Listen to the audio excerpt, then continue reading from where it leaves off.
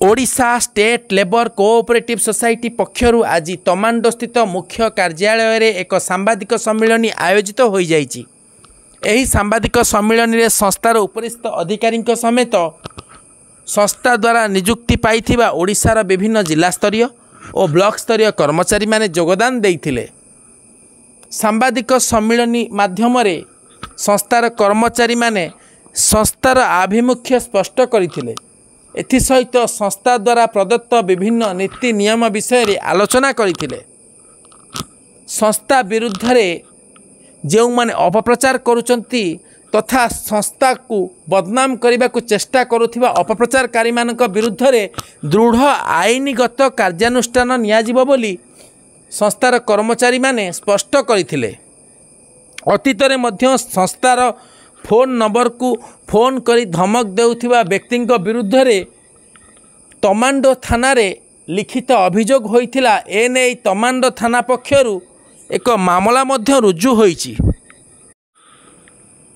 तेबे सेवाबोधक मनोभाव रखी आगे आसीथिबा Odisha state labour cooperative society संस्था लोकमानंकर विभिन्न असुविधा समय रे सहायता हेबो बोली संस्थार मुख्य दृढ़ोक्ति देइचंती। सांबादिक सम्मेलन रे संस्थार कर्मचारी माने निज निजर मत प्रकाश करी प्रतिक्रिया रखिथिले। Odisha state labour cooperative society limited additional secretary Swarup Kumar Raut ये जो जगार सब प्रोब्लेम चली आम फास्ट टाइम केन्द्रापड़ा भी ये प्रोब्लेम थिला। तापर भी अनुगुल भी आसी नवरंगपुर भी आसी ओडिशार मिनिमम 10-15 जिले आसला प्रोब्लेम जो प्रोब्लेम जे जितेबाला आमर जो मैंने सल्व करने आसुँच जो थाना केस होची से माने चेकिंग कर सारा पर देखो जे सोसाइटी ओके किंतु से जिनस को बारंबार ब्लेम कराऊे सोसाइटी परफेक्टली नाई ये सोसाइटी फ्रॉड करुच्ची ए जिनस करुच्ची किंतु जो चेकिंग हो सारा पर सब जिन बाहर सोसाइटी ओके अच्छी किंतु से जिन को बारंबार आम चेकिंग है जना पड़ जे कौन हो कौन ना ए टमाटो थाना भी आसिक जाइए जो जिन चेकिंग है जना पड़ आम सोसाइटी जो मैंने बदनाम करते आम केन्द्रापड़ा थाना पूर्व देलु जोटा केस चली पर्यटन एवं भी आम टमाटो थाना दे सारी जो जिन भी आम केस नंबर भी आसी सारी जितेबाला आम सब चेकिंग हो सार जो मैंने सब फ्रॉड सोसाइटी बदनाम कर आग को मानहानि केस भी ना कर सोसाइटी की ब्लेम करार गोटे कारण मुख्य उद्देश्य जोटा माने से बिक्री कर जो रेट धर चीनी केजी 45 टकर बिक्री कर आम 36 टकर बिक्री कर आलू किलो आज 50 टकर आम 20 टकर बिक्री कर सोसाइटी की टार्गेट से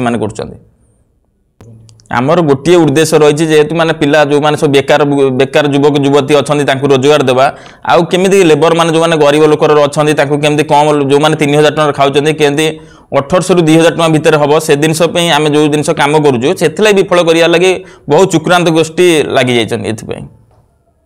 आगामी दिन में आम पदक्षेप नवाक जाऊे जदि आम संस्था को जो मैंने ब्लेम करते आम ना मानहानि केस करूँ जो जिन आमर आगू बहुत जल्दी हवा जाऊँ।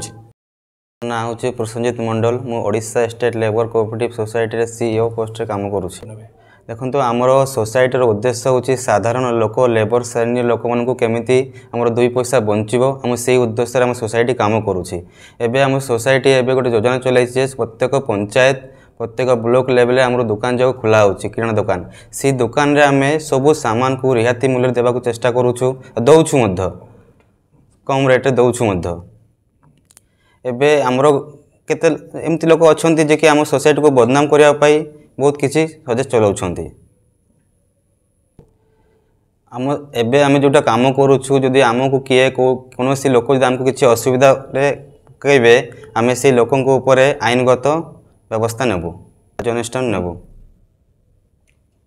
कार्य अनुष्ठान नेबु से लोकों ऊपर।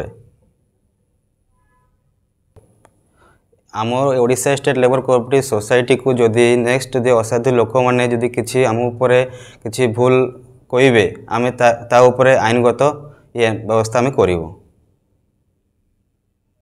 Rishikesh Mishra Odisha state labour cooperative society additional secretary अच्छी आमर संस्था अच्छी। आज संस्थाटा छोट संस्था नुहे बहुत विराट संस्था।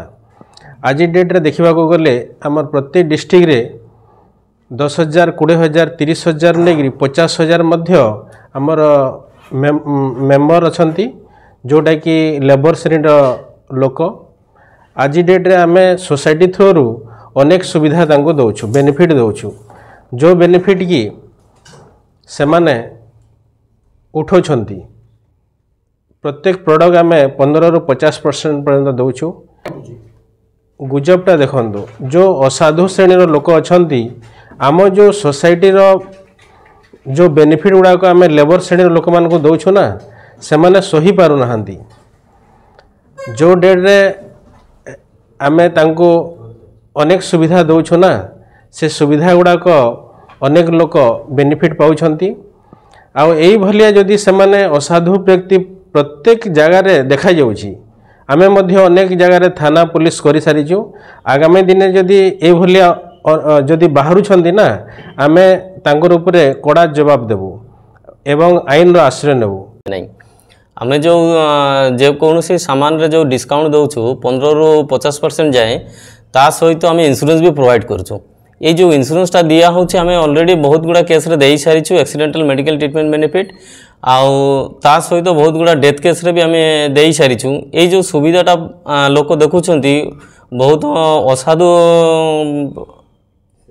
असाधु श्रेणी रो जो लोक माने एटा देखिकी से सही पारु नाहांती से आमको बदनाम करने चेष्टा करुँच दिन में आम यही प्रकार जदि बदनाम आमको बारंबार करुवे तो आम ना आईन रो साहाय्य नेबू आउ से आमर मानहानि केस भी ना पकईबू।